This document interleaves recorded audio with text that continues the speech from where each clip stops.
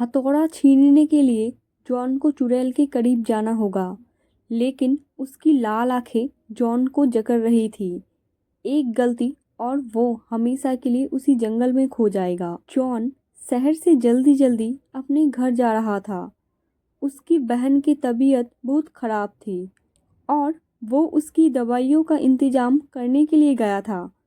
लौटने के वक्त में देर हो गई और अंधेरा हो गया था, इसलिए जॉन अपना कदम जल्दी जल्दी चला रहा था, परंतु फिर भी देर तो हो ही गई थी।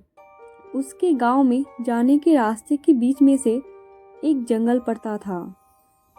रोड से रास्ता लंबा हो सकता था और जंगल में से उसका समय बच सकता था, परंतु वो रास्ता खतरों से भरा हुआ था। गांव वाले के बीच वहाँ की कई कहानियाँ प्रचलित थी। जॉन के मन में एक बार एक विचार आया कि वो रास्ता लंबा ले ले, परंतु दूसरे ही पल उसकी बीमार बहन की शक्ल उसके सामने घूम गई और उसने फैसला किया कि वो छोटे रास्ते से ही अपने घर पहुंचेगा। जॉन ने डरते डरते कदम को आगे बढ़ाया और जंगल वाले रास्ते में घूम गया।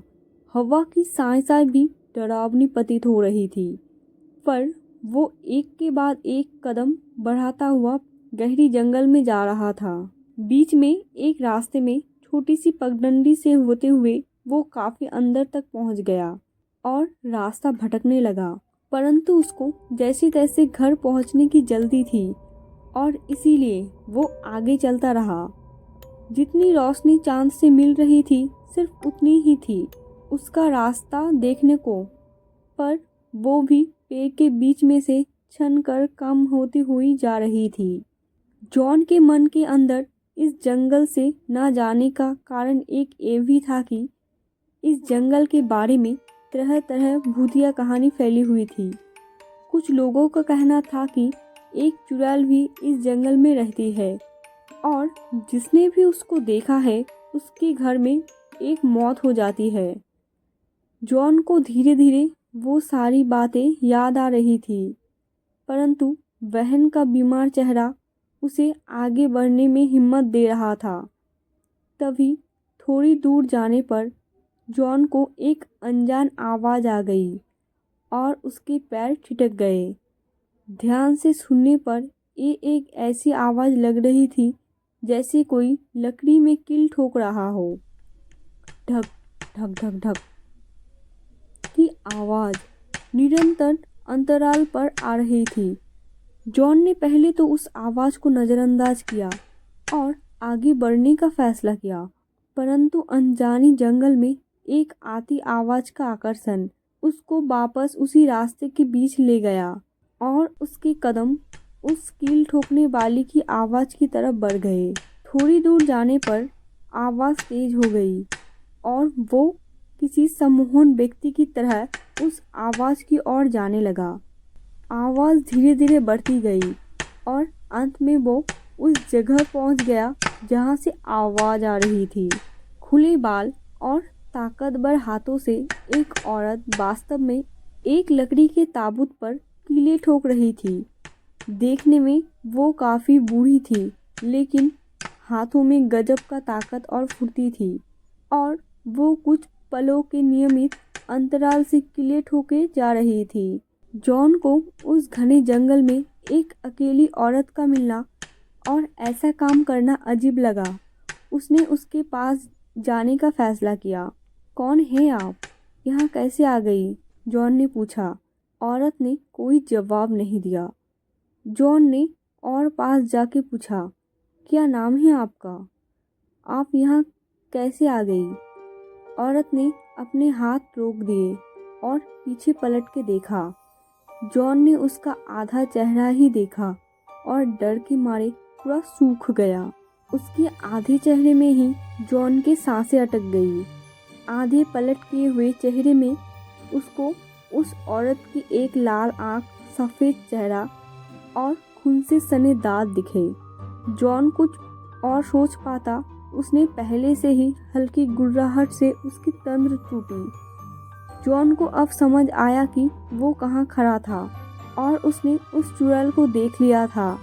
ये देखते ही वो तुरंत उल्टे पाँव भागा और दौड़ते रहा। उसे लगा कि वो औरत आके अब उसको दबोच लेगी और जैसे तैसे सड़क पर आ गया।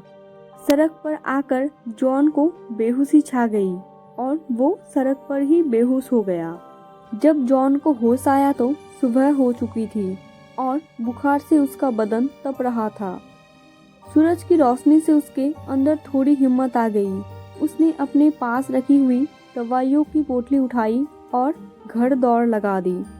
घर जाकर उसने अपनी बहन को दवाइयाँ दी, लेकिन किसी को भी उस चुड़ैल के बारे में नहीं बताया। लेकिन रह रह कर उसको चुड़ैल और उसके साथ जुड़ी हुई किंवदंतियाँ याद आ रही थी। 2 दिन बाद अचानक जॉन की बहन की तबीयत बहुत खराब हो गई। दवाइयों के इलाज के बावजूद भी उसकी बहन की हालत में कोई सुधार नहीं हुआ और वो काफ़ी कमज़ोर हालत में खून की उल्टियाँ करने लगी। जॉन को वो बातें याद आ रही थी कि उस चुड़ैल को देखने के बाद उस घर में से किसी की मृत्यु हो जाती है। जॉन अपनी बहन से बहुत प्यार करता था। वो किसी भी हालत में उसे मरते हुए नहीं देख सकता। इसीलिए उसने फैसला किया और उस गांव के बुजुर्गों से इस बारे में चर्चा की। बुजुर्गों ने उसकी बात सुन के बताया कि अगर वो उसका हथौड़ा छीन कर ला सकता है तो संभव है कि अनहोनी टल जाए। हथौड़ा छीन कर लाना यानी कि वापस चुड़ैल से सामना करना। जॉन सोच में पड़ गया, लेकिन उसकी बहन की तबीयत खराब होती जा रही थी। उसने फैसला किया कि आज रात को ही वो जंगल में वापस जाएगा और किसी भी तरह से चुड़ैल से उसका हथौड़ा छीन कर लाएगा। उस रात बहुत तेज बारिश हो रही थी और रह रह कर बिजली कड़क रही थी। इधर उसकी छोटी बहन की तबीयत खराब थी।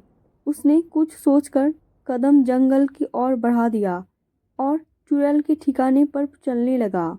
कुछ दूर कदम बढ़ाने के बाद उसे फिर से वही कीले ठोकने वाली आवाज़ आने लगी।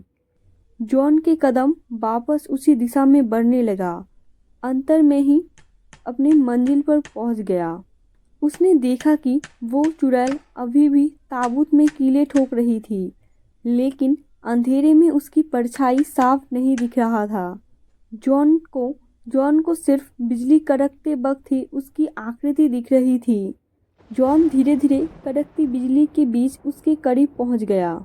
जॉन ने फैसला किया कि अब वो उससे हथौड़ा लेके रहेगा। कड़कड़ाती बिजली के बीच में उस 1-2 पलों के लिए वो बुरी चुड़ैल दिख रही थी। उसने सोचा कि अगली बिजली कड़कते ही वो एकदम से हथौड़ा ले लेगा और तुरंत दौड़ जाएगा।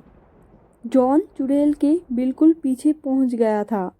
बस अब वो हाथ आगे बढ़ा के हथौड़ा ले सकता था।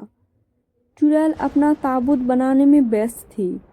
बारिश और अंधेरे में इकलौती बिजली कड़कने 1-2 पलों का मौका था और जॉन को वही मौका इस्तेमाल करना था। वो बस अगली बिजली कड़कने का इंतज़ार कर रहा था। उसने हाथ ऊंचे कर लिए कि बिजली कड़कते ही तुरंत वो हथौड़ा लेकर भाग जाए। कुछ क्षणों के बाद बिजली कड़की। जॉन ने तुरंत फुर्ती के साथ हथौड़ा पकड़ा और पीछे पलटकर भाग गया, पर जॉन अपनी जगह से हिल नहीं पाया। उसने कोशिश की और दौड़ने की कोशिश की, पर वो हिल नहीं पाया। धड़कते हुए दिल के साथ उसने पलट के देखा और सन्न रह गया। उसने हथौड़े की जगह उस चुड़ैल की कलाई पकड़ ली थी और अब वो चुड़ैल पलटकर उसकी तरफ अपनी लाल आंखों से देख रही थी। जॉन के सीने में एक तेज दर्द हुआ। उसके दिल की धड़कनें रुक गई। कुछ ही क्षणों में उसकी आंखों के सामने अंधेरा छा गया और सांसें रुक गई। जैसा उस चुड़ैल के बारे में कहानियाँ थी। जॉन के घर में एक मृत्यु हो चुकी थी। तो दोस्तों, आपको ये कहानी कैसी लगी? अच्छी लगी हो तो लाइक एंड सब्सक्राइब करके मेरी हौसला बढ़ाएं। Thank you.